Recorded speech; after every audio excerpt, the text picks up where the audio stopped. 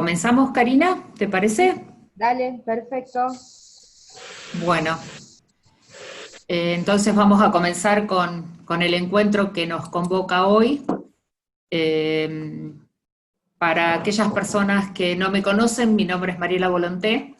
Yo pertenezco formo el Instituto de Mediación del Colegio de Abogados de la Delegación Casilda, y en esta oportunidad, agradeciéndoles a todos la presencia en esta jornada y el interés demostrado en el tema que hoy vamos a charlar. Obviamente, gracias al disertante, muchísimas gracias Federico por tu presencia, y al Instituto de Mediación y al Colegio de Abogados de la Ciudad de Rosario, quienes nos apoyaron en esta idea inicial de algunos mediadores de Casilda y que terminó pudiendo ser compartida con todos ustedes.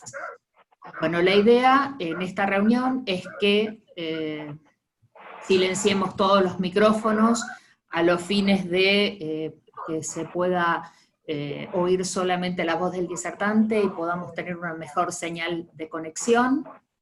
Quien quiera y por ahí pueda apagar también sus cámaras, y tratemos de solamente compartir las inquietudes a través del chat, ya sea dentro del mismo Zoom o a través de quienes los estén viendo a través del Facebook Live, que también puedan compartir allí sus inquietudes, ya que hay colegas que están relevando las preguntas que luego le trasladaremos a Federico.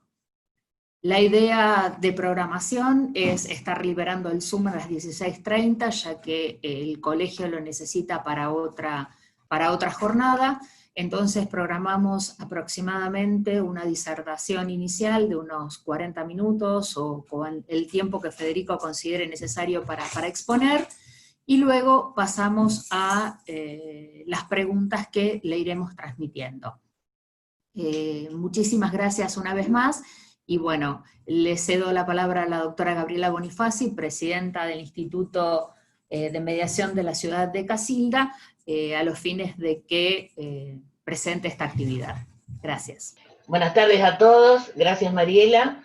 Y sí, desde el Instituto de Mediación de la Delegación Casilda, hace rato veníamos hablando sobre este tema, y bueno, la necesidad de ir aprendiendo estas nuevas tecnologías en pos de la necesidad de continuar nuestra tarea de mediadores, de continuar trabajando. El tsunami que vino en estos últimos días y muy recientemente con la resolución 5 del 2020, nos obligó a aquellos que sabíamos lo básico a la necesidad de aprender un montón de cosas. Y entonces pensamos en el doctor Federico Schor, presidente del Instituto de Derecho Informático, Industrial y de la Tecnología de nuestro colegio en Rosario, quien yo le quiero agradecer porque sabemos que él está muy requerido por los medios de comunicación últimamente, y al contrario, siempre estuvimos cambiando horarios y siempre mostró su predisposición para esta charla del día de hoy, que yo estoy segura que va a ser el comienzo de muchas otras, porque tenemos un montón de preguntas. Le doy la bienvenida al doctor y a todos los que en este momento están compartiendo este momento. Muchas gracias a todos y esperemos encontrarnos seguramente en futuras charlas. ¿Comenzamos, doctor? Le damos el inicio. Bueno, primero muchas gracias por la invitación, gracias Gabriela, gracias Karina. Es un gusto poder compartir este rato, ¿no?, con ustedes para tocar algunas temáticas que tengan que ver con la tecnología y principalmente el área de mediación, que es lo que nos convoca hoy. Bueno, veamos. Primero voy a compartir una pantalla para tener de fondo, para que puedan ir acompañando la temática.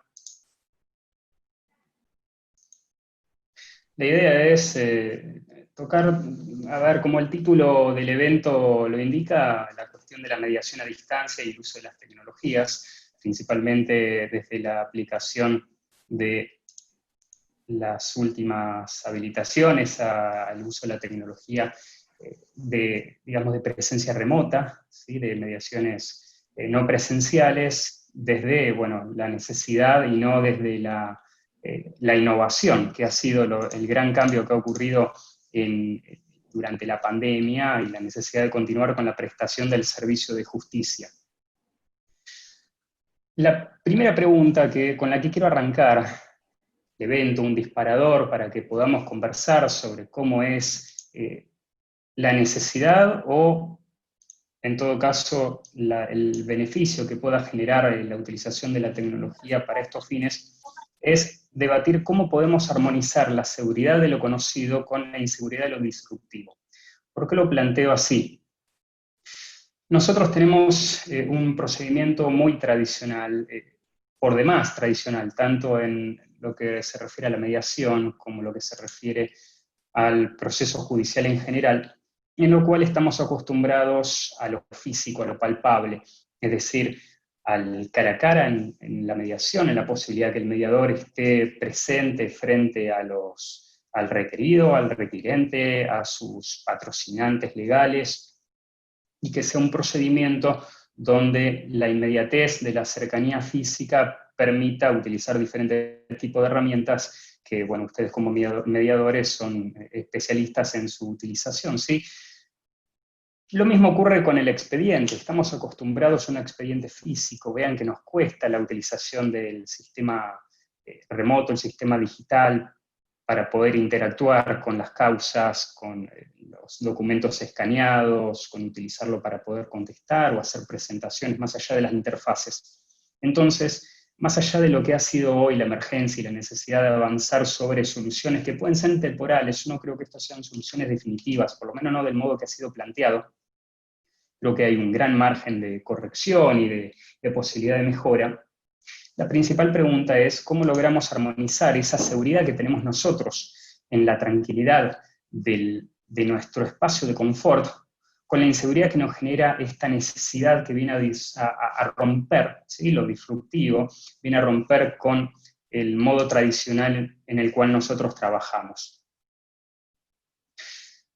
La idea es que veamos, es muy acotado lo que vamos a discutir, porque la mediación en sí tiene unos requisitos muy, dentro de todo son de difícil cumplimiento en el aspecto físico, pero lo que vamos a debatir es cómo trasladamos, cuál es el desafío de su traslado al aspecto remoto, al aspecto no presencial. Lo primero que me interesaría que charlemos sean algunos pequeños artículos referidos tanto a la ley de mediación como a su reglamentación.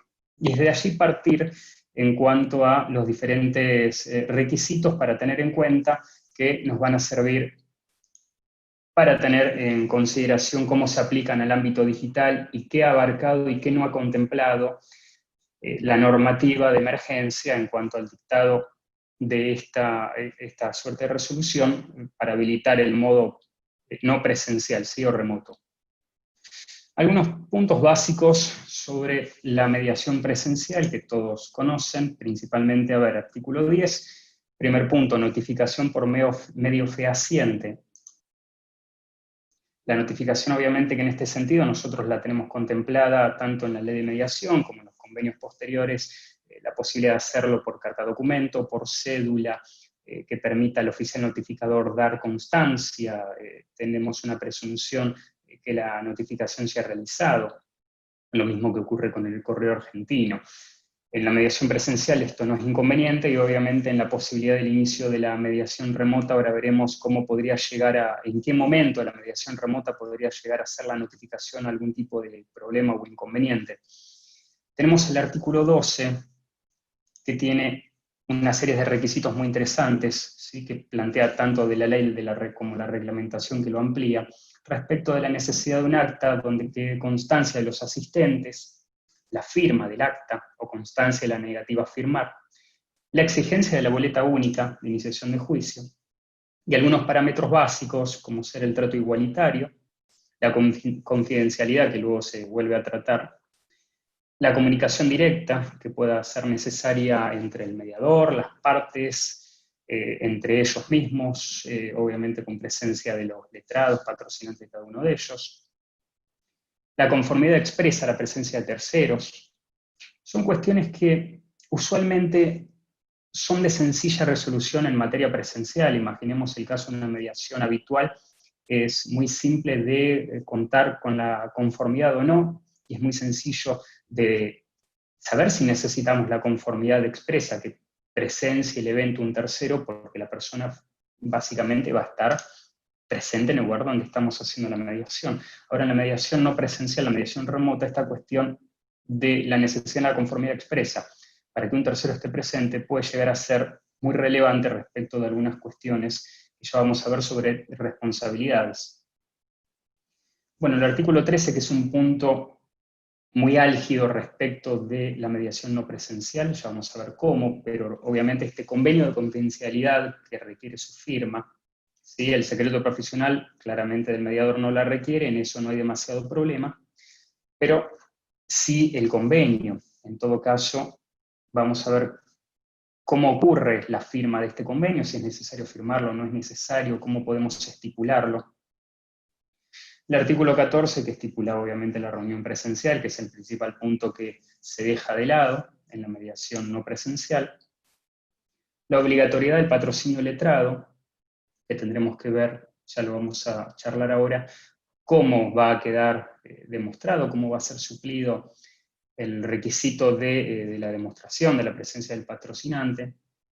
Y los artículos 20 y 22, finalmente, respecto del acta final firmada por todos, ya sea referido en el caso que haya un acuerdo, o en el 22 en el caso de falta de acuerdo, simplemente la negativa a la firma o la firma de todos aún en conformidad al cierre por no llegar a ningún tipo de acuerdo, ¿sí? Cómo suplimos esa necesidad de firma o no. Bueno, todo esto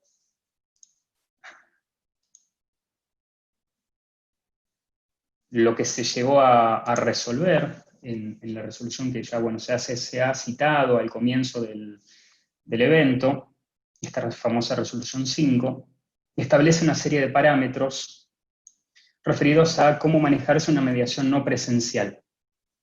¿Qué dice? Lo principal habla de primeros puntos, ¿sí? Vamos a tratar de resumirlo lo mejor posible para analizar cada uno en particular. Primero habla de la obligación del mediador de convocar a las partes. Esta no hace mayor mención a cómo va a ser la forma de la convocatoria. Obviamente que la etapa física, la etapa necesaria de la notificación, previo a llegar al punto de la mediación no presencial, no puede variar. Las notificaciones iniciales no pueden dejar de ser por medio fehaciente, es necesario realizarlo por cédula, por carta documento, por el medio que fuera necesario, porque uno de los puntos que establece la resolución es la necesidad de la conformidad de todos los involucrados para que se utilice este tipo de tecnología. Caso contrario, no se podría aplicar. Pero la posibilidad de que el mediador los convoque, la ley lo establece como una obligación a cargo del mismo. Por ende hay que tener muy presente que una vez que se llama la mediación y que las partes brindan su conformidad, la convocatoria que vaya a hacer el mediador va a depender del medio técnico que vaya a elegir, por el cual vaya a utilizar, que las partes haya brindado su conformidad, que lo notifique. Es importante para el mediador tener una prueba fehaciente que hizo esa convocatoria, la información del medio técnico que va a utilizar para informar a las partes, la necesidad en todo caso de todos los datos de acceso. Ya vamos a hablar de diferentes herramientas, si van a utilizar Zoom, si van a utilizar alguna otra herramienta. Me han comentado que en algunos casos han utilizado la videollamada de WhatsApp. Ahora vamos a hablar de algunos casos concretos. Pero no perder en cuenta que se le está poniendo en cabeza del mediador la obligación de informar esta convocatoria. Segundo, habla de acreditar identidad.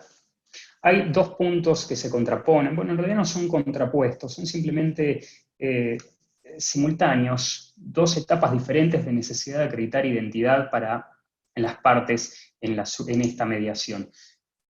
Primero habla, la ley no lo hace en una forma temporal, sino que se mete de lleno en la resolución, perdón, en la etapa de mediación. Entonces menciona la necesidad que se acredite la identidad. Pero luego, más adelante, habla que previo a la primera reunión es necesario que a la AGEM se le vaya a enviar el número de celular de las partes, una imagen del DNI y los documentos que acrediten personería, y que los emails celulares que se declaren sirven para notificaciones posteriores. Acá hay un punto fundamental, hay que distinguir dos etapas, que no hay que confundirlas. La resolución menciona que a la AGEM deben enviar los patrocinantes, los letrados de parte, esta información. Número de celular de las partes, imágenes de DNI de frente y reverso. Cuando menciona del frente, principalmente quiere que se vea el número de trámite, porque los DNI tarjeta tienen un número específico que se le asigna, que no es un número público, sino que es un número que solamente está impreso en el DNI tarjeta, y luego está en la base del RENAPER, que nos permite de cierta forma, y la intención de la resolución es que no cualquiera pueda simplemente invocar un número de DNI, sino que con eso se pueda corroborar la veracidad y la validez del DNI. Desconozco si la AGEM realiza o no el procedimiento, presumo que no se está realizando ningún tipo de cotejo, y obviamente los documentos que vayan a acreditar personería. Puntos importantes primero de esto, y algunas incógnitas que no se resuelven en la resolución. Las imágenes de DNI, en principio, son desaconsejables que circulen. ¿Por qué? Porque todo el gobierno, toda la estructura de modernización está apuntada a la utilización de medios de, vamos a llamarlo, unos sistemas de conexión que permiten a los particulares, a las empresas privadas y a los públicos utilizar DNI como medio de identificación para servicios digitales, ¿sí? Para servicios en Internet, a una suerte de firma electrónica. ¿Por qué esto es importante? Porque los DNI, este número de trámite que les menciono, a veces alcanzan, según el tipo de procedimiento que se utiliza, la empresa que pueda prestar algún tipo de servicio, alcanza con el número de DNI, el número de trámite, para invocar acreditar, mejor dicho, la identidad de una persona. Es una exigencia que se chequea contra una base de datos del RENAPER, es un servicio que ofrece a privados y a públicos, y esa información es importante que no circule de forma tan libre. Obviamente que la AGEM tiene que garantizar la seguridad de esa información, la seguridad de los datos, pero al respecto nada se ha dicho. Los números de DNI son números públicos, en eso no cabe duda, y no requiere ningún tipo de protección de datos personales adicional, más allá de los propios, de toda la información de la base de datos de la AGEM. Pero los números de trámite es un número relativamente sensible que no deberían estar solicitándolo. Entonces, en primer punto, no me parece tan aconsejable, más allá que sea un requisito, que se tengan que enviar imágenes escaneadas a la AGEM. Esto debería solucionarse con una conexión al RENAPER, una suerte de, al igual que utiliza cualquier tipo de empresa tecnológica hoy, para validar identidad de las partes, y que haya un procedimiento automático, de modo que la AGEM pueda verificar sin necesidad de quedarse con las copias, de hacerse copias de la documentación, que la persona valida su identidad con los elementos que va a subir a un sistema y no quedan en resguardo de ningún tipo de tercero. Más allá de eso, no, es una cuestión menor y es simplemente un comentario sobre una cuestión tecnológica que es tan importante como la protección de datos personales. Otro punto interesante, obviamente cuando habla del envío de documentación que acredite personería, en todos los casos el envío remoto va a implicar que se trata de copias simples. Por ende, en lo que no dice la resolución, pero debería tenerse presente, es que es responsabilidad del profesional manifestar, en todo caso el profesional de parte, realizar una manifestación que los originales o copias certificadas se encuentran en su poder y que están a disposición de la presentación que fuera necesaria, porque de otro modo corremos el riesgo que el mediador dé avance, habilite la vía a la realización de una mediación con una personería que luego solamente dependa de una copia simple, la cual carece de toda validez para obligar a las partes. Estos son algunos huecos que hasta ahora hay en la resolución, ¿sí? Segunda etapa de la acreditación de identidad. Bueno, antes de avanzar, algo muy importante. A partir de julio hubo una modificación al Código Civil y Comercial, y acá se menciona que previo a la primera reunión, cuando se declara en la AGEM, se envía la información, se va a declarar un email y un celular para notificación posterior. A partir de la modificación del Código Civil y Comercial, existe la posibilidad que a nivel contractual se estipulen domicilios especiales electrónicos, lo cual significa que uno puede utilizar en lugar de un domicilio postal, ante la denuncia de una dirección de correo, o nada impide que sea simplemente un WhatsApp, un medio electrónico donde todas las comunicaciones van a ser válidas entre las partes, en la medida que obviamente es un domicilio especial para el acto que se trata. Entonces, esto tiene fundamento que las notificaciones eventualmente electrónicas posteriores a la primera notificación postal puedan realizarse de forma directa y con validez contemplada en la propia ley, más allá de lo que diga la resolución, a un domicilio electrónico y salvar lo que podría ser cualquier tipo de notificación posterior a la primera. Pero obviamente para esto hace falta que las partes lo vayan a denunciar. Vamos a volver a la otra etapa de identidad, ¿sí? La mediación no presencial menciona que debe acreditarse la identidad. Y acá vamos a diferenciar, como les decía al comienzo, lo que es acreditar identidad ante la JEM en una primera etapa, y lo que es acreditar identidad en cada reunión de mediación, que es una etapa diferente. Lo que se haya hecho ante la JEM no necesariamente significa que las mismas personas van a ser las que van a estar presentes, o no debería darlo el mediador por una presunción al momento de la iniciación de cada una de las reuniones, o incluso, digamos, que la presencia de todos haya sido acreditada. Entonces, primer punto importante, el mediador debe tener en cuenta que más allá que se haya acordado por unanimidad de partes someterlo a un proceso no presencial, se haya enviado la información a la JEM y la JEM les vaya a remitir toda la información respecto a las partes con la conformidad del procedimiento, aún así al inicio del proceso debe acreditarse la identidad de las partes que vayan a estar conectadas. Entonces la pregunta es, ¿cómo hace el mediador para validar esa identidad? ¿Y cómo hace luego para que eso tenga algún tipo de valor probatorio si llega a ser puesto en duda en el futuro? Vamos a partir de una base, entonces. Lo más importante primero va a ser qué tipo de herramienta va a utilizar el mediador para acercar a las partes a la reunión. ¿Qué tipo de herramienta tecnológica? ¿Va a utilizar Zoom? ¿Va a utilizar WhatsApp? ¿Va a usar Skype? ¿Va a usar otra solución diferente? En base a eso va a haber diferentes tipos de planteos. Primero y principal, vamos a tomar el caso más fácil de Zoom, después vamos a tocar otros. El mediador debe validar la identidad. ¿Cómo acreditamos? Bueno, acá hay un vacío en cuanto a la resolución, no está estipulado. Mi interpretación, calculo que habrá otras, parte de una base muy sencilla.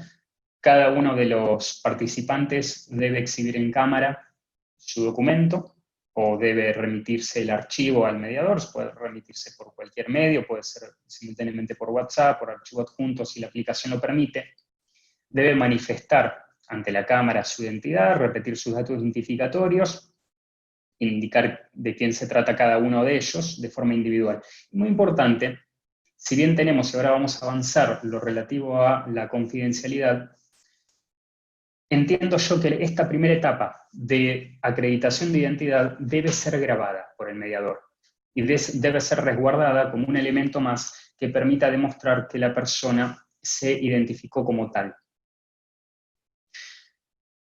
Después veremos si hay charlaremos si hay algún otro tipo de posibilidad, otro tipo de salida a esta necesidad de acreditar identidad, pero me parece muy importante que el mediador tenga en claro que si va a acreditar la identidad de quien se conecte, debe tener un tipo de resguardo básico respecto de luego poder demostrar que realizó todo lo que estaba a su alcance para verificar quiénes eran las personas que estaban conectadas. Bueno, otros puntos que establece la resolución, videoconferencias individuales o conjuntas, utilización del email y el teléfono.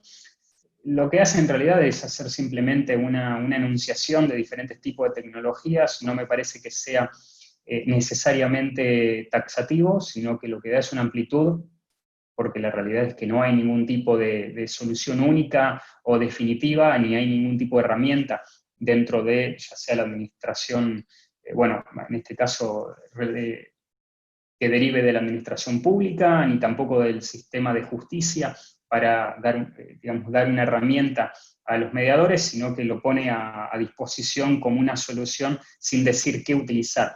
Pero lo importante es tener la posibilidad de utilizar algún tipo de herramienta que nos permita, ya sea realizar simultáneamente la videoconferencia con todos los participantes, poder a su vez cerrarlo, tener la facilidad de poder migrar a una reunión individual con alguna de las partes, siempre con presencia de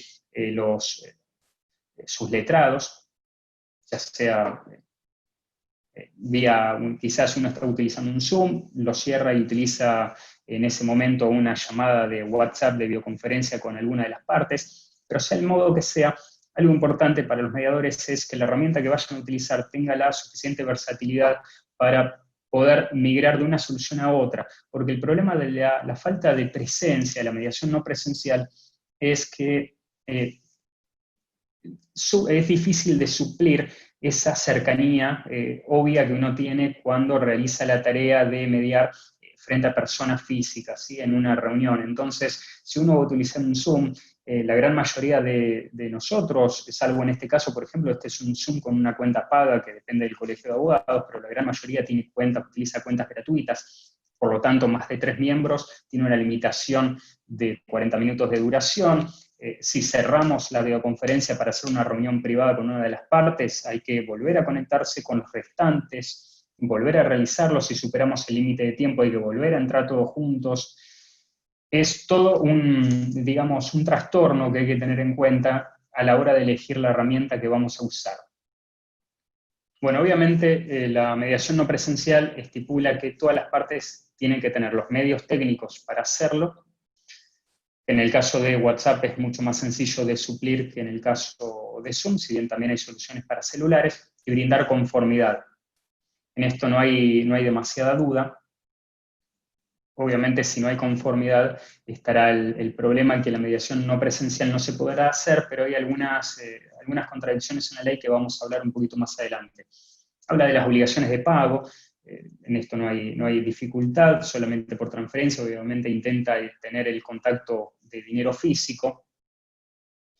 Lo relativo a la primera reunión ya lo hablamos, pero habla de principalmente luego 2 cuestiones puntuales: acta reunión, que debe ser remitida por el mediador al mail, exceptuando la firma, es decir, no tiene el requisito que el mediador vaya a firmar el documento, y acta final en borrador a las partes, los cuales deberán tener la posibilidad de controlarlo, darle la confirmación en el mismo acto antes de cerrar la conferencia, digamos, al mediador, y luego que tienen esa conformidad, la versión final se puede enviar por correo electrónico, previo pago de honorarios, con validez completa, aún sin la firma hológrafa, para poder utilizarlo como encabezamiento de demanda, para cumplir con el requisito de la mediación prejudicial obligatoria.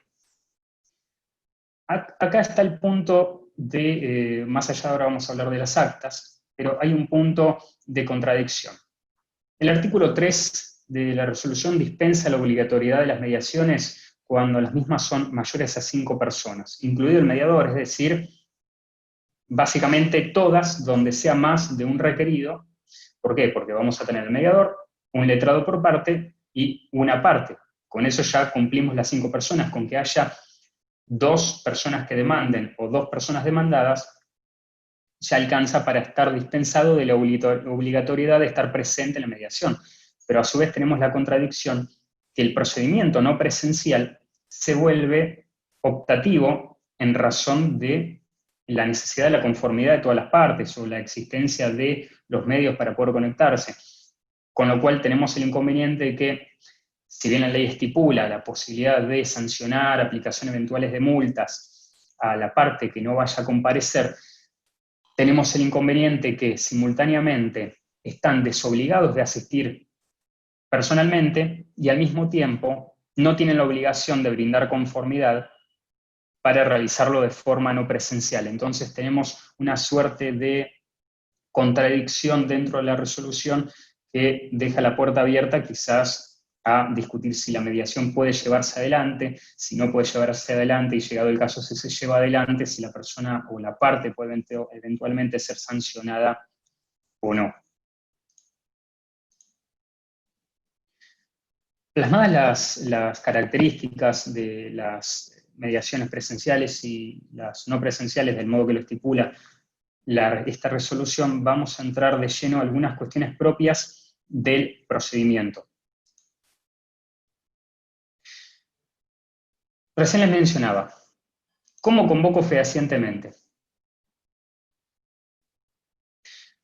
Ya nos pusimos de acuerdo que la primera notificación obviamente no puede ser suplida, tiene que ser utilizada por un medio tradicional, contemplado dentro de la ley y su reglamentación. Las posteriores, obviamente, son las que entran en duda. Una vez que establecí la realización de la mediación y nos pusimos de acuerdo con las partes que brindaron su conformidad, ¿cómo puedo notificar a las partes? ¿Cómo puede asegurarse el mediador que la notificación que va a hacer para convocar a la primera o segunda o lo que fuera de las reuniones no presenciales, tengo la certeza que está bien convocado y que voy a poder luego demostrar que convoqué correctamente? Voy a utilizar un email para las partes, voy a utilizar un WhatsApp. Bueno, dentro del requisito de la GEM, lo primero que figura obviamente es la denuncia de un número de teléfono, que puede tener o no un WhatsApp, y una dirección de correo electrónico.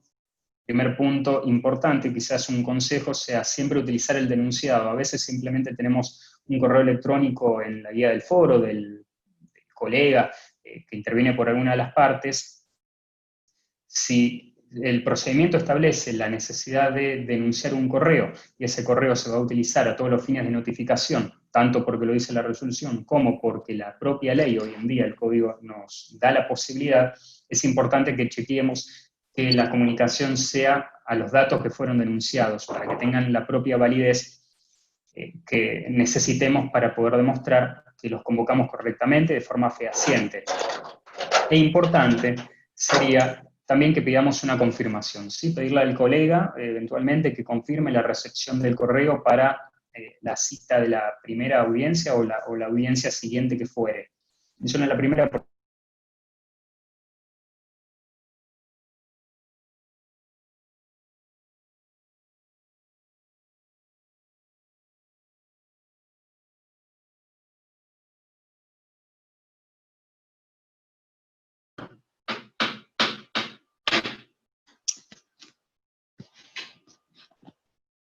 dejen los datos que pueda requerir de las partes y se los remiten a los mediadores.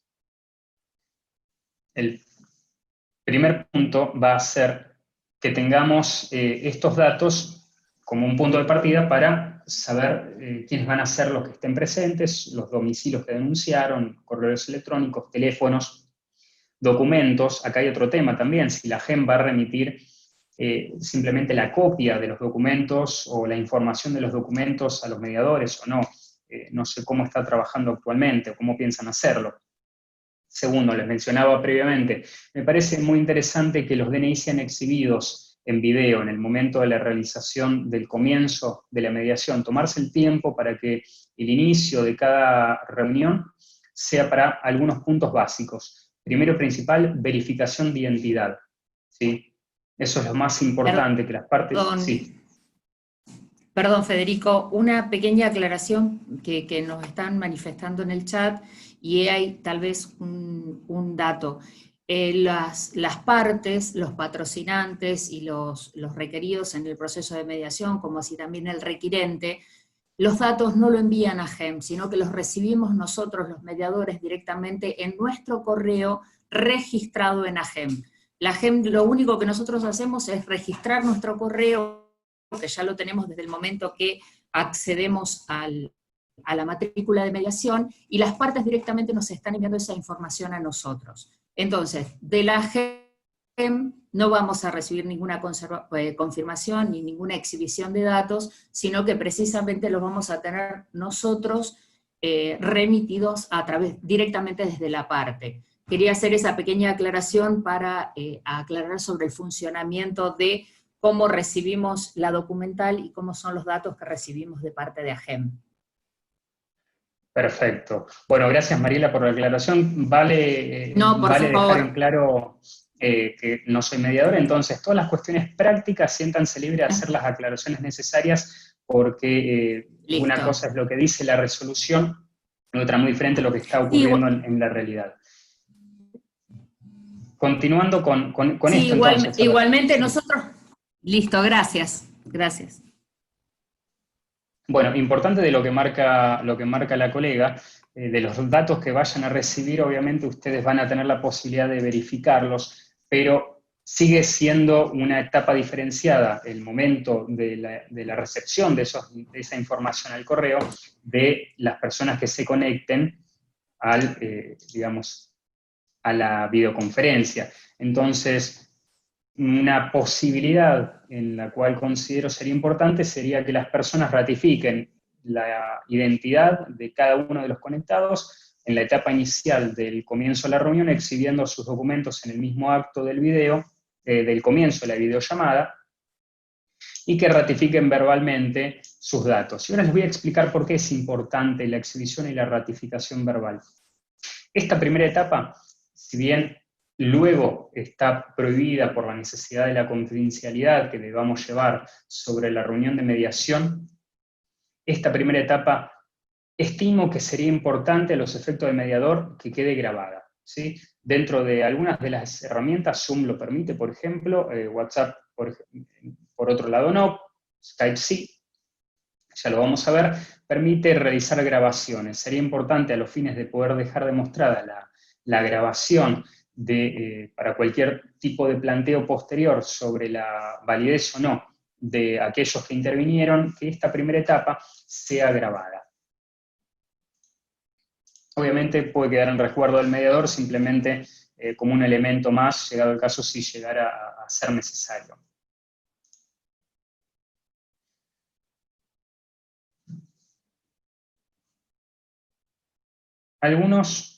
Continuando con esto, a ver, hay un punto importante, déjenme ver. Bueno, otro punto muy relevante que considero necesario relativo a esta primera etapa de identificación es, que es quizás una de las más álgidas, es respecto del convenio de confidencialidad y al mismo tiempo la presencia de terceros. A ver, nosotros estamos acostumbrados que de forma física es sencillo, ya lo dijimos previamente, las personas presentes van a firmar, se les explica que deben firmar un convenio de confidencialidad, que están sujetos al mismo, el mediador está sujeto al secreto profesional, y con ello llevamos control de quién está presente y que no podrán discutir, debatir, no podrán atestiguar el día de mañana sobre nada de lo que se haya dicho dentro de la reunión de mediación, y por ende es un ambiente de mayor informalidad y relajación donde las partes pueden hablar libremente. Ahora el problema está cómo garantizamos a las partes esta confidencialidad en una reunión de mediación a distancia donde no tenemos un convenio firmado. Cómo nosotros en nuestro rol también de abogados podemos asegurarle a nuestros clientes que lo que digan las demás partes que estén conectadas estén sujetas a un deber de confidencialidad. Si no tienen en su poder un convenio firmado, y el mediador tampoco lo va a tener. Bueno, ese es otro punto donde quizá la solución parta de la base de, ante la inexistencia quizás, o la masificación de la utilización de firma digital, de la manifestación verbal en el propio acto y grabada por el mediador respecto de las partes, ¿sí? Al mismo tiempo que se va a utilizar la grabación para que las partes se identifiquen, exhiban su documento y manifiesten sus datos de identidad, disculpen, se les puede exigir a las partes que manifiesten que se someten a el convenio de confidencialidad, que se les vaya a explicar su alcance, ¿sí? Y que cada uno de ellos ratifique en una breve frase quizás que se somete al convenio y manifiesta expresamente en el video que se encuentra siendo grabado que acepta los términos del mismo. Esa grabación entiendo que resulta también fundamental, no solamente para el mediador, para demostrar que obró diligentemente, sino a requerimiento de las partes el día de mañana si esos dichos, cualquier tipo de discusión que se proceda en la mediación pueda llegar a filtrarse. El otro punto importante es respecto a la presencia de terceros. ¿Cómo se controla todo esto? A ver, el envío previo firmado al mail. El convenio firmado que haya sido enviado al mail, vale la aclaración que, como mencionaba antes, a ver, esto pregunta en el chat Patricia Alvarenga. Dice, si no alcanza el envío previo por mail del convenio firmado. Primero que el convenio firmado, en el mail, la firma hológrafa escaneada no deja de ser una copia simple de un documento que tiene el alcance de cualquier tipo de copia simple. La firma hológrafa escaneada no equivale a la firma hológrafa original. Es simplemente una reproducción en un scan. Podría eventualmente ser una presunción que se firmó, si el original no aparece, bueno, sería una posibilidad. O podría simplemente acompañarse de esta necesidad de ratificación verbal y grabada. Pero en la medida que ese convenio firmado de confidencialidad no sea realizado con una firma electrónica, perdón, una firma digital, no varía el hecho de firmarlo de forma hológrafa de manifestarlo verbalmente. ¿Por qué? Acá hay una concepción que tenemos arraigada. Nosotros, a ver, vamos a hablar ahora también sobre el acta.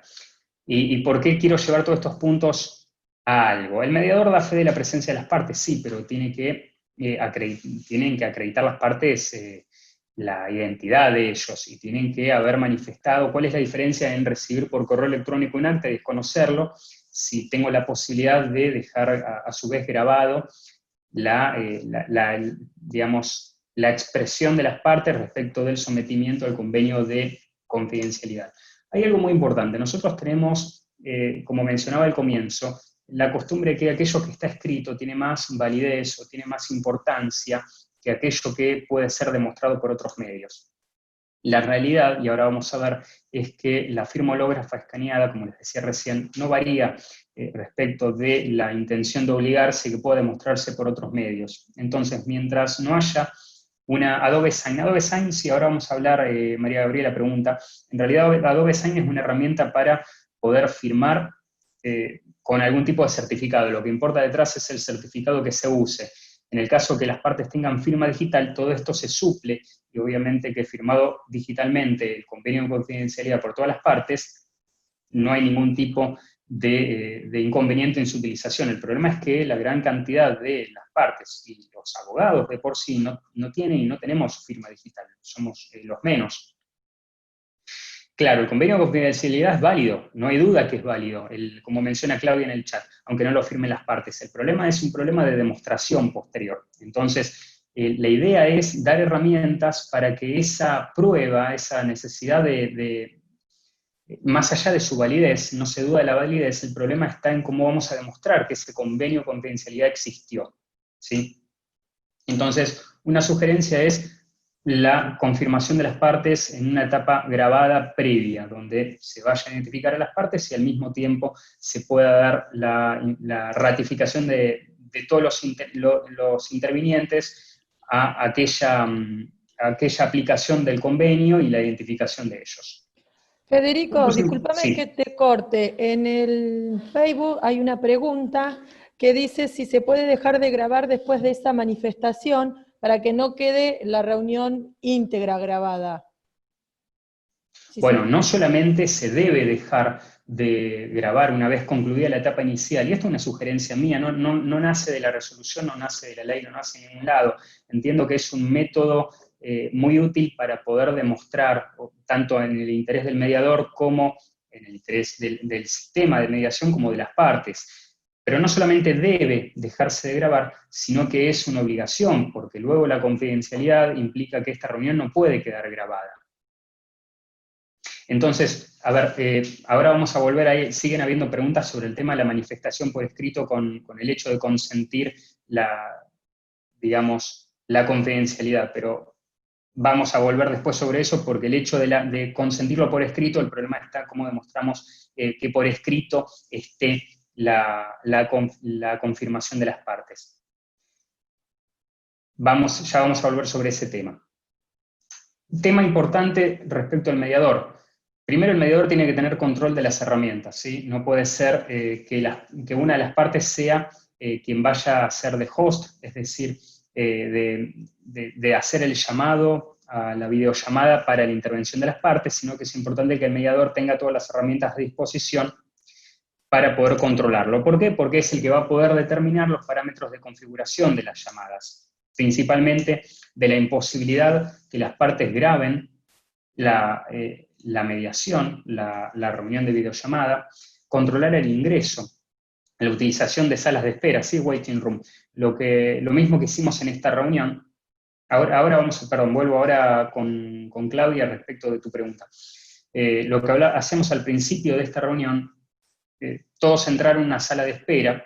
Es recomendable que el mediador también utilice estas posibilidades de control, de modo que solamente vaya habilitando el ingreso de aquellos que están autorizados e ir controlando la verificación de su identidad y todos los procedimientos previos que quieran estipular.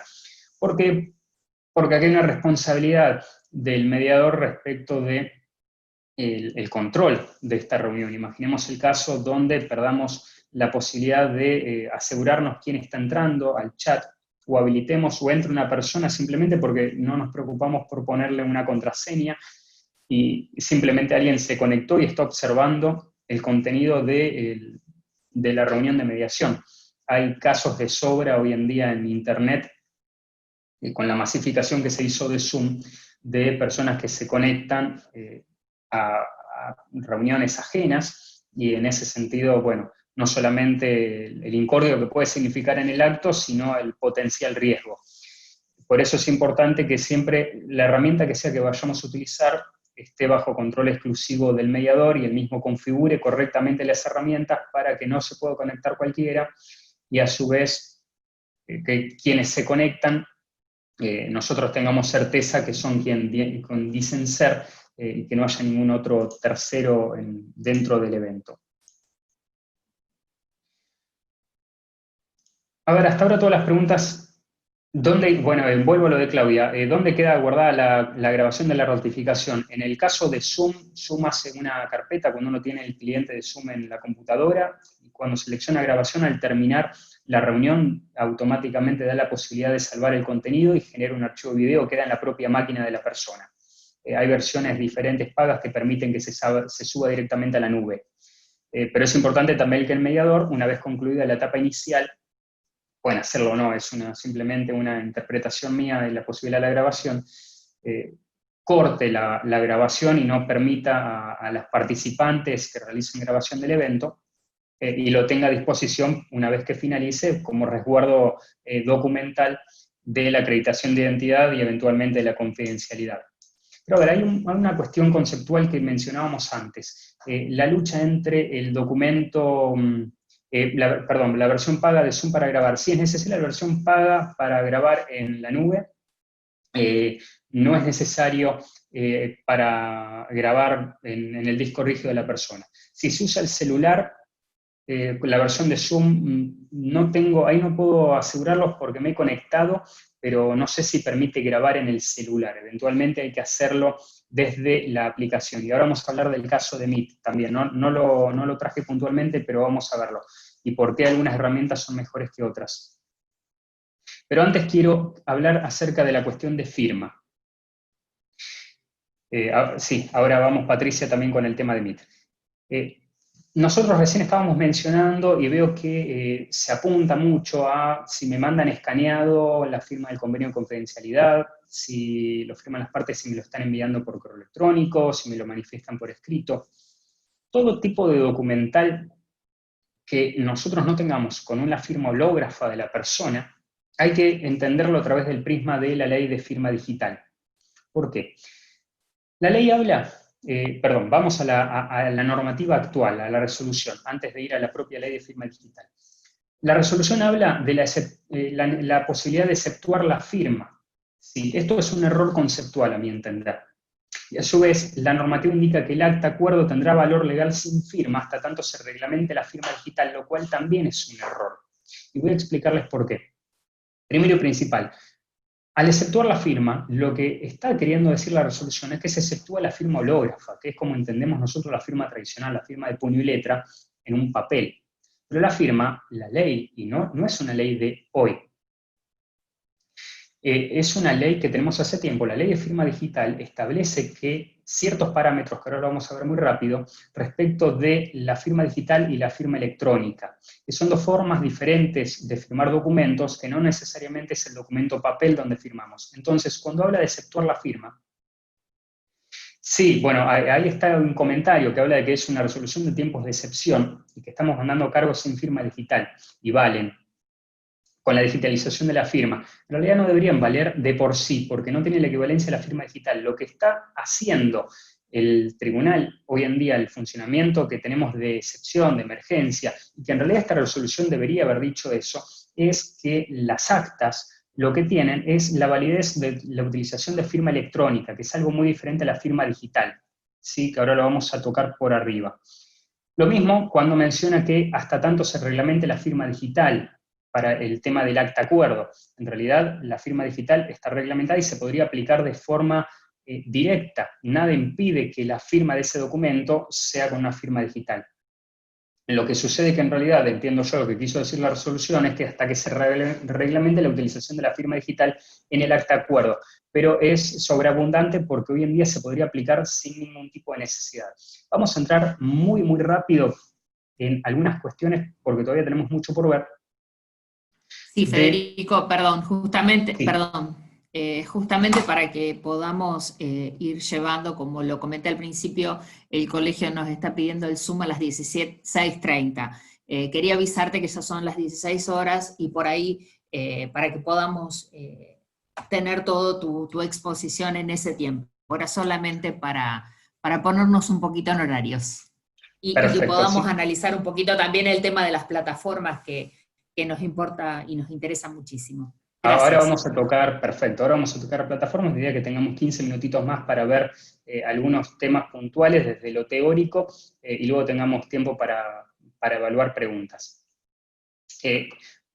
A ver, cuando yo menciono el tema de firma digital y firma electrónica, primero y principal, ¿por qué es importante volver al Código Civil y Comercial? Porque el Código establece ya de hace tiempo que no es necesario para aprobar un acto jurídico, como eventualmente puede ser la firma del acta de mediación o la realización de la mediación, no es necesaria la existencia de un documento papel, porque hay dos artículos. El primero habla que la expresión escrita es válida en cualquier soporte, incluso los que requieren medios técnicos para la lectura, es decir, que nos alcanza un archivo remitido de forma electrónica. Segundo, la existencia de los instrumentos particulares no firmados, cualquier registro impreso, visual o auditivo, o con cualquier medio empleado, y que la firma prueba autoría y el medio electrónico alcanza la firma digital. Esto se complementa con la ley de firma digital que establece la existencia de la firma electrónica, ¿sí? Entonces la autoría se puede probar también con firma electrónica. Pero ¿por qué es importante esto que lo menciono?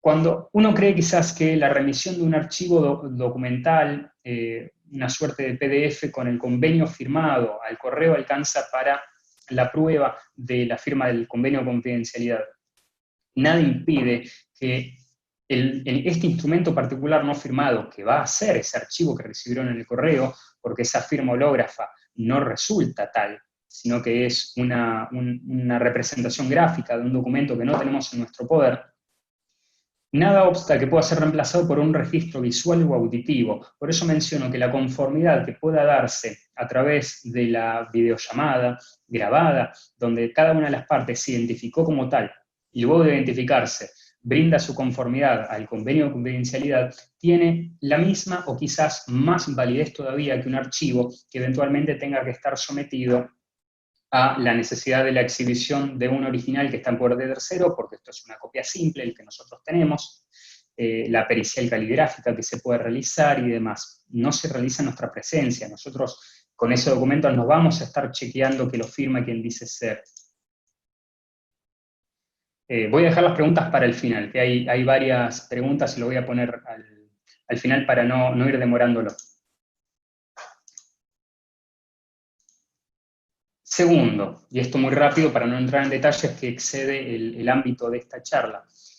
Ley de firma digital establece dos tipos de firmas. La digital, que es aquella que resulta de un procedimiento matemático, con información exclusiva o conocimiento del firmante, no importan los detalles, básicamente lo que significa es que tenemos un certificado de firma digital emitido por una autoridad competente y que la podemos utilizar para firmar cualquier tipo de documento electrónico, básicamente utilizamos PDF, se pueden firmar correos electrónicos y demás que nos permiten verificar por terceras partes la identidad del firmante y cualquier alteración del documento. Pero a su vez tenemos la firma electrónica, que para que lo entiendan va de una forma sencilla. La firma electrónica son datos asociados, datos electrónicos asociados a otros datos que utiliza un signatario para identificarse, pero que no tienen los requisitos de la firma digital. ¿Qué significa? Que no hubo una autoridad detrás que validó el certificado que me emitió para firmar y que, a diferencia de la firma digital, no tenemos presunciones de ley respecto de su validez. Esta firma electrónica, que menciona de datos electrónicos asociados a otros datos electrónicos, básicamente significa el modo que yo me identifico en Internet o en algún tipo de comunicación, y me identifico como tal, sea, por ejemplo, mi dirección de correo electrónico denunciada, sea mi número de WhatsApp. A ver.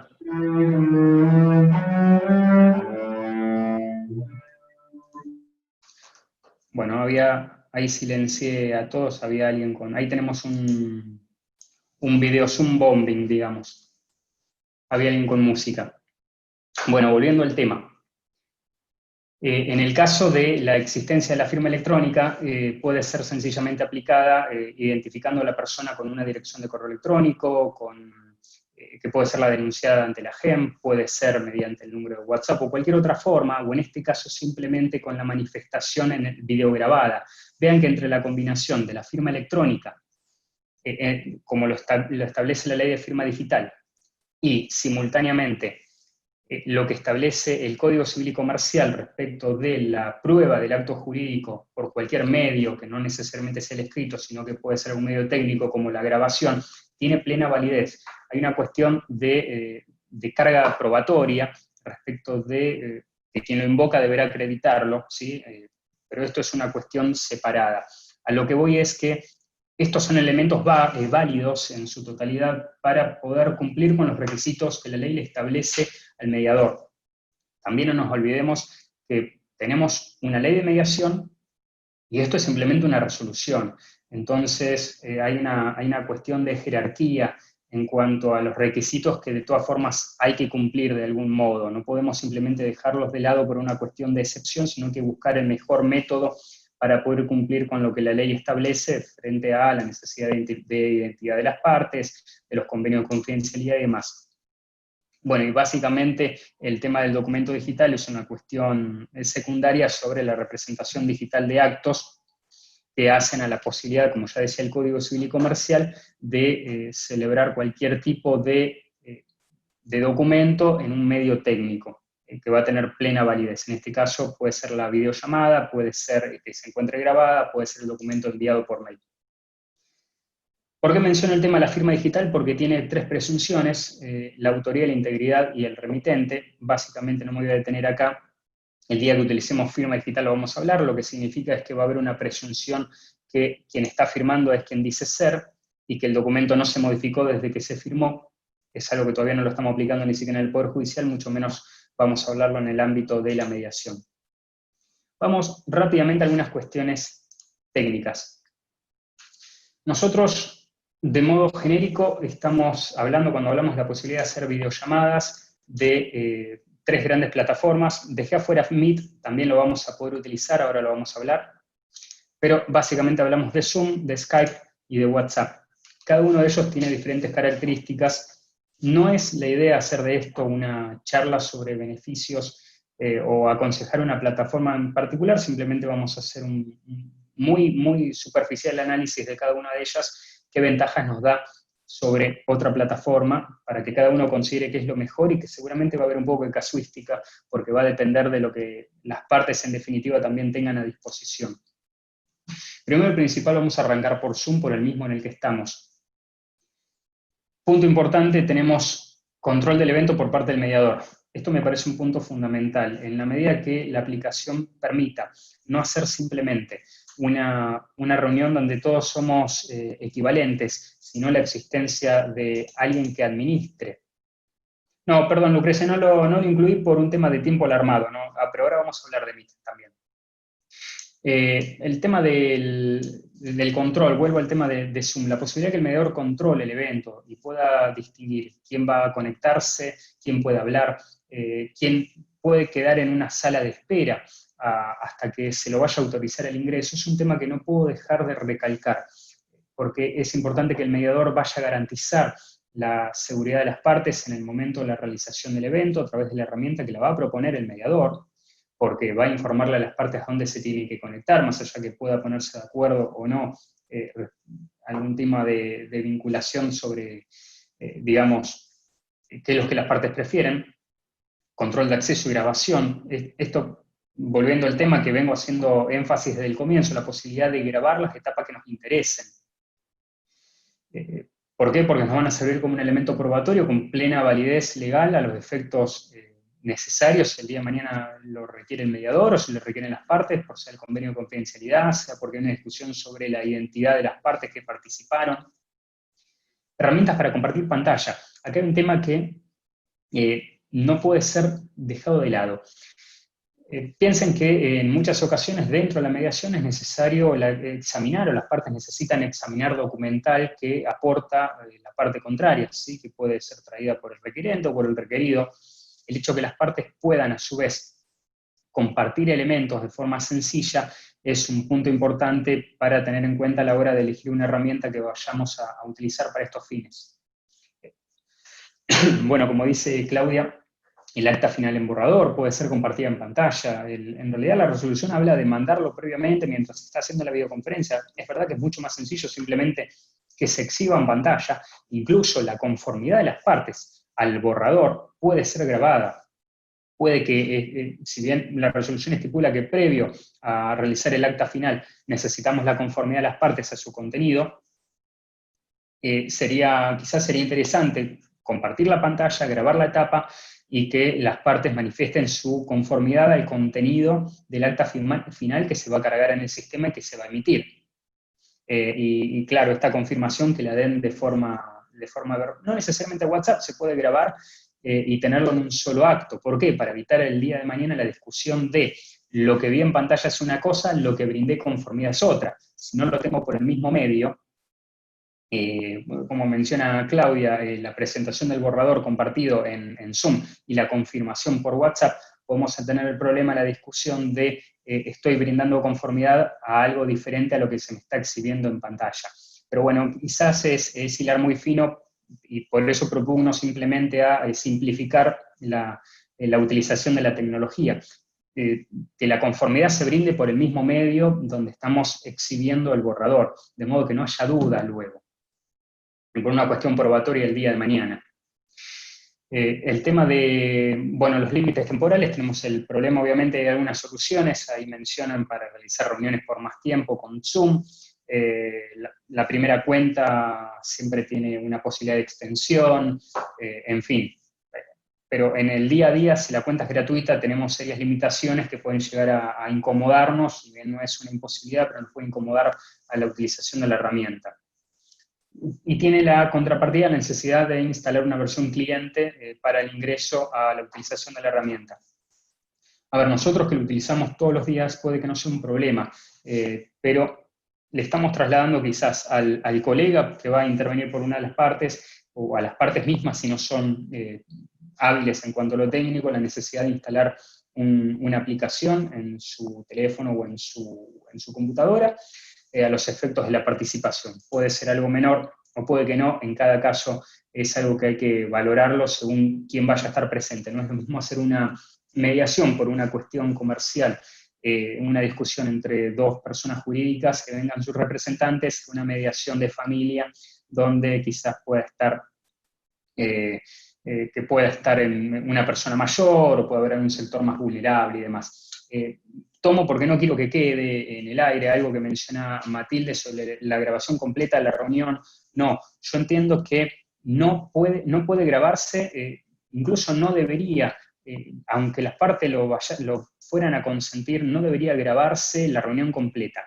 La reunión tiene que grabarse, si se graba solamente y con conocimiento de las partes, sobre la primera parte, donde se identifican de forma previa el comienzo formal de la reunión y al final, en el momento de la exhibición del borrador de acta, para que brinden conformidad sobre el contenido que se le está exhibiendo y se pueda hacer el acta final con una prueba de ese consentimiento otorgado.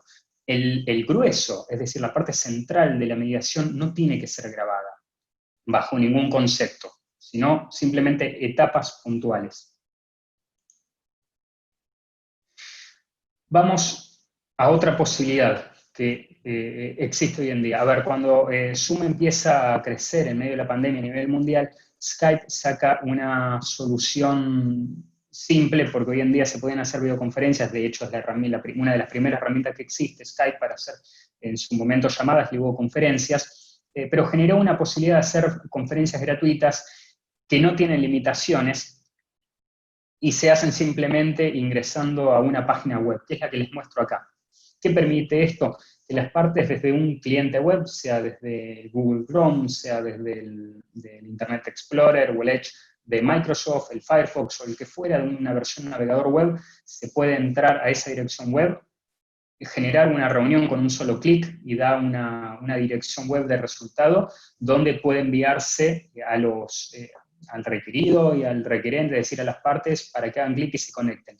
La ventaja de esto es que no va a tener limitación de tiempo, que tenemos la versión gratuita de de Zoom, y también tiene herramientas para grabar lo que vayamos a querer y compartir pantalla, ¿sí?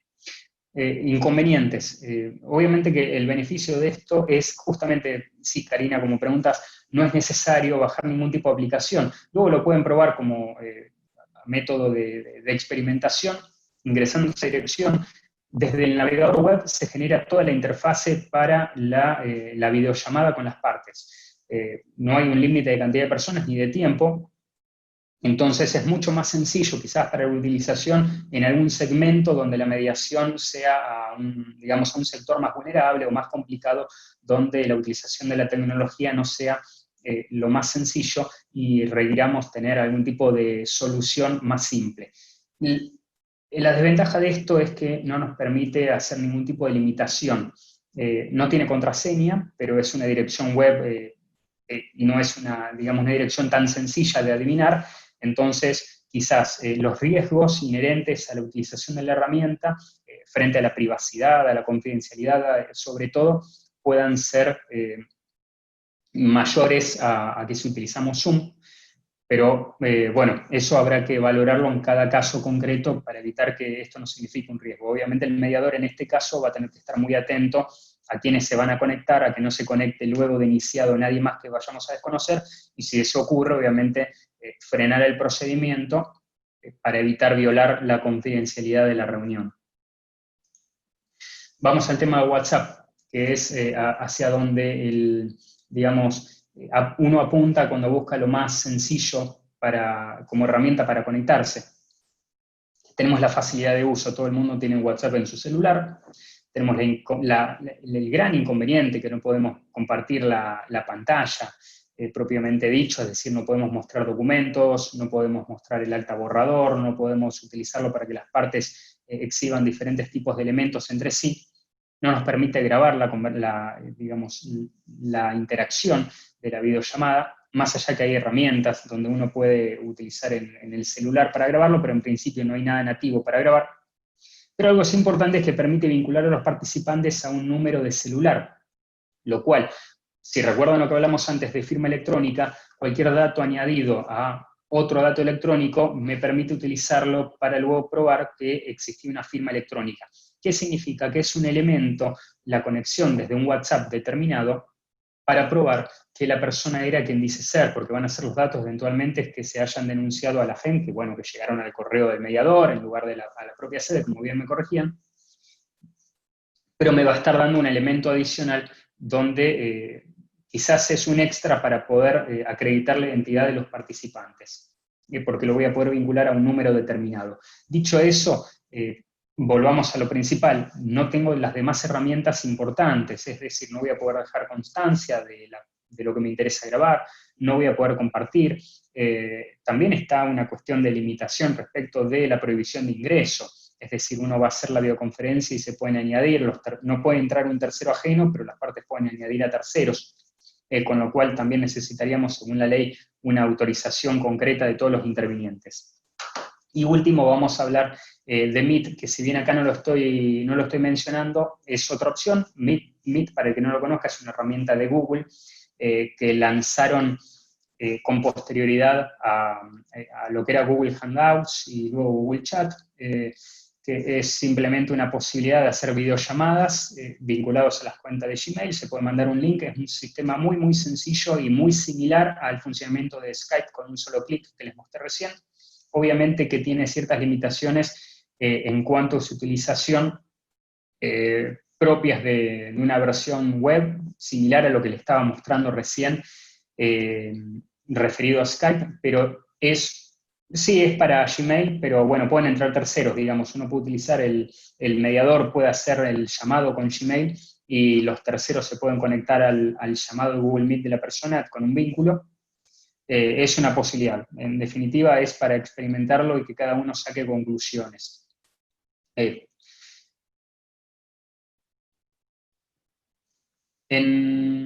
A ver, voy respondiendo preguntas. En Meet no relaciono también con elementos de firma electrónica. Sí, bueno, obviamente que eventualmente haber un correo electrónico, si ese correo es el que se ha utilizado y se ha vinculado por las partes, también puedo utilizarlo a los efectos de identificar a las partes. Claro que se puede utilizar la videoconferencia, un correo electrónico, diálogos telefónicos. Una vez que comenzamos la mediación, no hay problema de utilizar cualquier medio. Y pueden utilizarse, sí, de forma complementaria, pueden alternarse entre estos. El problema no es la mediación en sí, luego podemos hacer cualquier cosa. Podemos hacerlo por teléfono, podemos hacerlo por videollamada, podemos intercambiar documentos por correo electrónico mientras estamos en la videollamada, no hay problema. El eje de la discusión acá está en la parte inicial y en la parte final, es decir, Teams también, Microsoft Teams también, todas son herramientas válidas. El problema está en que para no recomendar una aplicación en concreto, sino un eje de qué hay que tener en cuenta. ¿Qué es importante? Poder demostrar previamente la validación de identidad de las partes, la validación del convenio de confidencialidad por el método que vayan a preferir. Si siguen prefiriéndolo simplemente a través del envío de un correo electrónico, es una posibilidad. Se podrá estipular el día de mañana que diera una firma electrónica y se discutirá si alguien plantea que ese convenio no estaba firmado. Lo que trato de plantear es que la utilización de la grabación a estos efectos brinda una sencillez mucho más rápida para poder tener constancia tanto sea de la acreditación de identidad como de los convenios previos. Y también de la parte final respecto de la conformidad al borrador que se vaya a firmar. El tema de la captura de pantalla de los participantes de WhatsApp, la captura en sí no está asociada al evento, concretamente dicho, digamos, a la reunión de mediación, pero va a ser un elemento más, no deja de ser una captura donde vamos a ver 4 personas, no va a tener el mismo tipo de fuerza probatoria que un video continuo donde cada una de las partes se identificó y manifestó su conformidad al convenio. ¿Cuánto tiempo hay que conservar las grabaciones de la primera parte? No está estipulado porque no está contemplado por la ley, ni por la resolución. En sí, acá hay una cuestión muy sujeta a la posibilidad de que los mediadores tomen las precauciones que sean necesarias. Pero me parece que hay que tenerlo por lo menos, no quiero estimar un tiempo, pero hoy en día esas grabaciones, si son pequeñas, no requieren demasiado espacio, y hoy en día las computadoras tienen espacio de sobra, así que no lo veo muy complejo.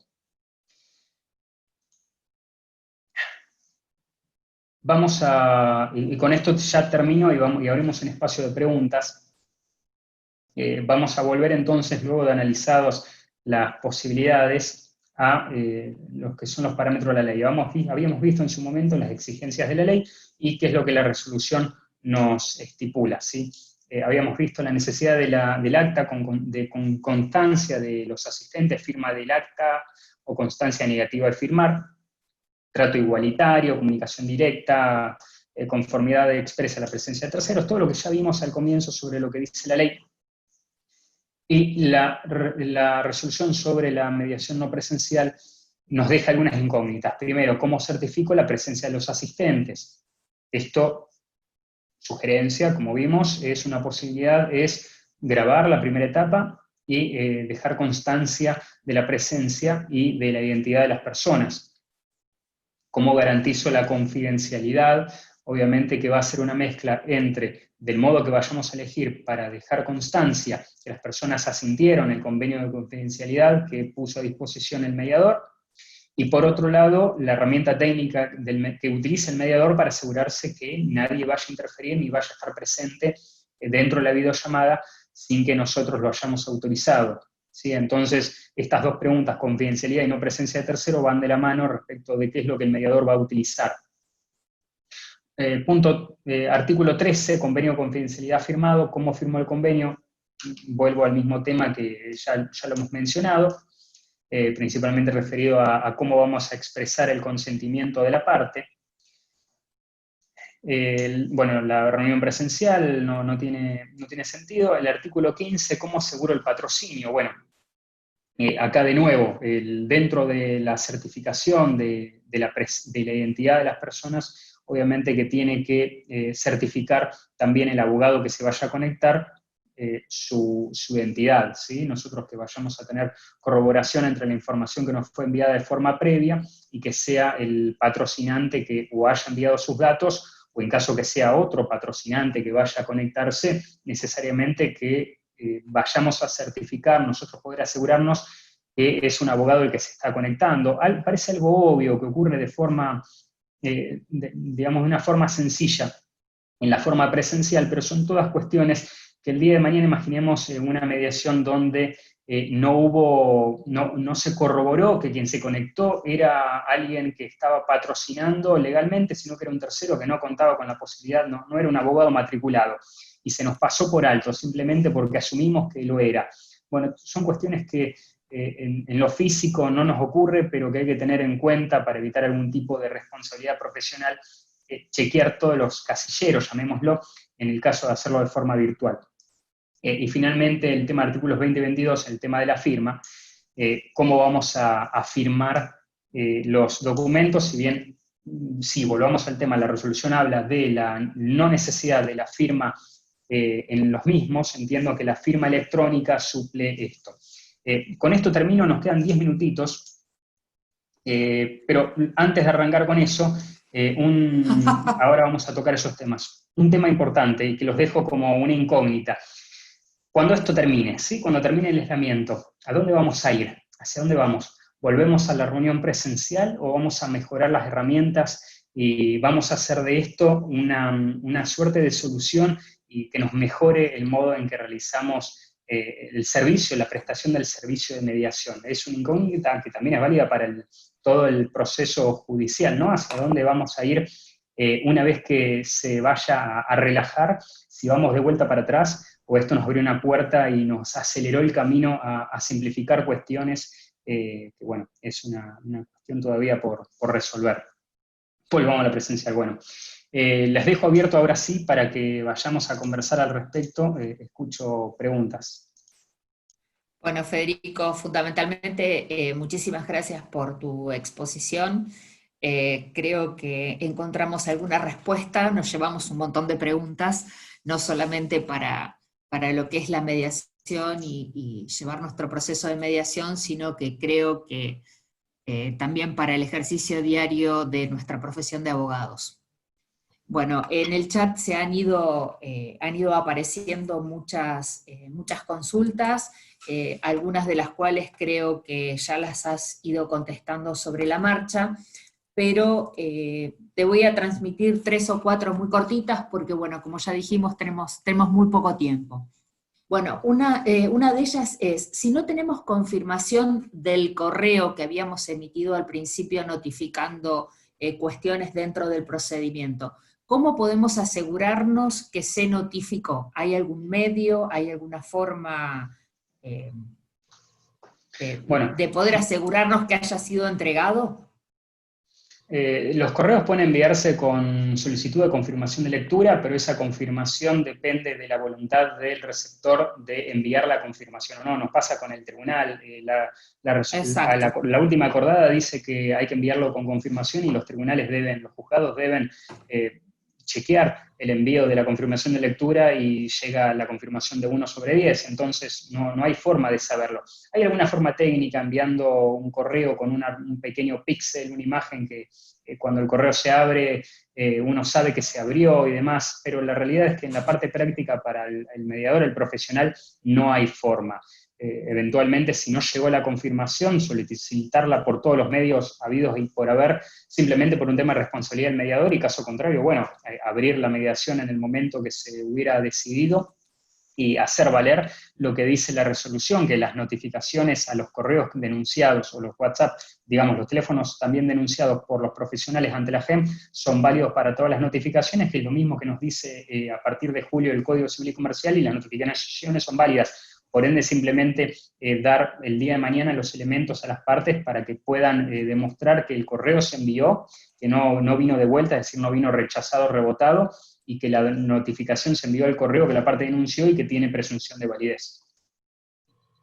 Bueno, a propósito de tu respuesta, uno de los mensajes decía que si se consideraba adecuado mencionar que ante la falta de respuesta se tendrá por negativa, o sea, si no tengo respuesta la considero negativa, y qué plazo considerás que debemos contar con toda esa información, si hay algún plazo estipulado o es algo que puede ser directamente establecido por nosotros. Bueno, a ver, a la primera parte considero que no puede importar una negativa a la realización de la mediación por medio no presencial, porque esa notificación parte de la base que hubo unanimidad de los participantes para la realización. Entonces, lo único que están disponiendo es la fecha y horario, y van a disponer una o dos fechas de horario, del mismo modo que se realiza cualquier llamado a mediación de forma presencial. Entonces, si ya estaba la confirmación que las partes estaban dispuestas a la realización del método no presencial, la notificación de cuándo se va a realizar no requiere que las partes se pongan de acuerdo en ese contenido. Eso lo impone el mediador, al igual que lo impone en cualquier llamado de reunión de mediación. Y si la parte no se presenta a la primera, se lo notifica de una segunda audiencia y con los mismos efectos de la ley. En eso entiendo que no hay demasiada dificultad. ¿Cuál es la segunda parte de la pregunta? Perdón. Y la segunda, sí, en realidad ya está, estimo que está la respuesta en lo que has manifestado, porque la segunda parte planteaba si teníamos, o sea, cuál era el plazo para intimar a esa respuesta, pero ya creo que la has contestado con esta primera, con esta respuesta justamente. Bien, y bueno, no sé si hay alguna otra consulta para hacer en este momento, si no, bueno... Hay muchas, Mariela. Sí, si no, precisamente agradecerles a todos. Por supuesto. Hola, hola. Bueno, 5 minutos. Bueno, 5 minutos. Exactamente. Eso es un poco lo que iba a decir. Agradecerles a todos la participación, el interés demostrado. A Federico, muchísimas gracias por la claridad de tus conceptos y por todas las respuestas y las herramientas que nos has brindado y cómo poder acceder a las distintas herramientas y conociéndolas un poco, tal vez poder decidir. Creo que eso es lo fundamental para poder tomar algún tipo de resolución. Y te estaremos molestando nuevamente, seguro, con nuevas preguntas y nuevas situaciones que se nos vayan planteando. Por supuesto. Gracias a todos por participar, y bueno, estamos devolviendo el Zoom en horario como nos requirieron del Colegio de Abogados. Será hasta la próxima. Gracias, Federico. Gracias. Muchas gracias a ustedes. Lamento no poder continuarlo más tiempo. Veo que preguntas hay de sobra, pero bueno, seguramente continuaremos en una próxima oportunidad. Y si no, por ahí las vamos a recabar y te las vamos a hacer llegar por privado y las vamos a publicar. Con mucho gusto. Les mando saludo a todos. Muchísimas gracias por tu generosidad. Hasta la próxima. Chao. Hasta luego.